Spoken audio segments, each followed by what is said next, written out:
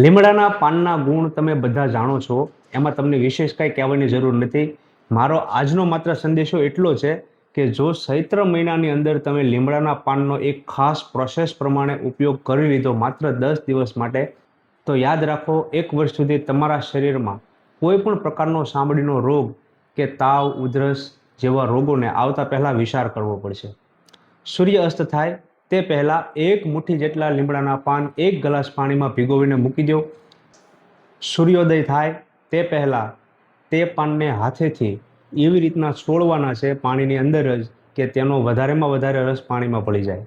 ત્યાર પછી એ મિશ્રણને બીજા પાત્રમાં ગાળી લઈ અને સૂર્યોદય થાય તે પહેલાં ભૂખ્યા પેટે કાંઈ પણ ખાધા પીધા વગર પી જવું.